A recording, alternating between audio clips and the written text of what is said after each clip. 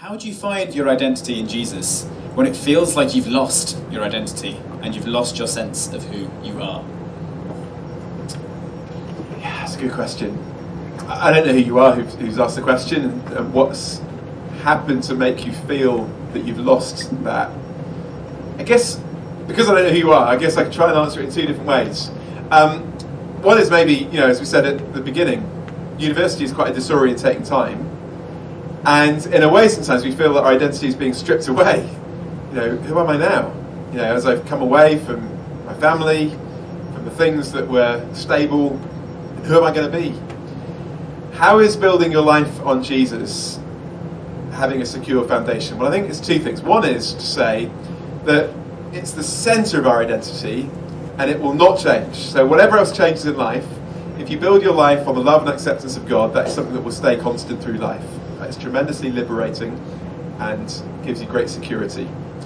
But as we said earlier, it also gives you the freedom to ask the question, God, if you actually made me, I'm not just the random result of an accidental process, but as the Bible says, God, you wanted me to be, then who do you want me to be?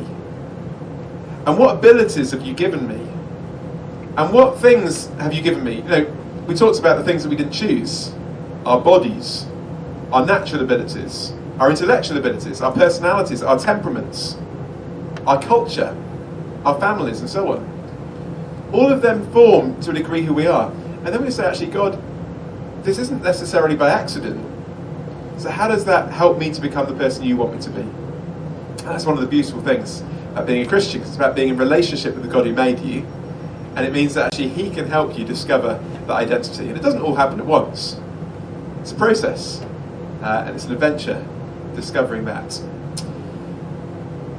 The other way of looking at it might be to say that actually, for some people, becoming a follower of Jesus is quite a disorientating thing.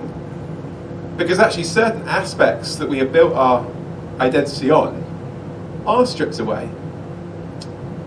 And it is a reorientating of our identity, and it may feel actually we're losing quite a lot to become a follower of Jesus. And some people, particularly if you come from a different religious or cultural background, might really feel that keenly if you're exploring the Christian faith and what it might mean to embrace it.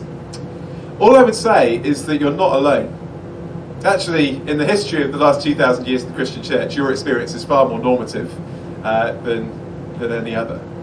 And actually, if you read through the Uncover books, you'll see that actually for many of the people who first became followers of Jesus, actually it was also quite a disorientating and scary thing to do.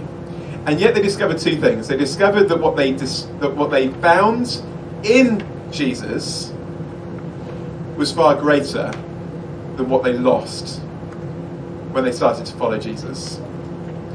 And they also discovered that they would miss out on far more if they didn't follow Jesus than if they did.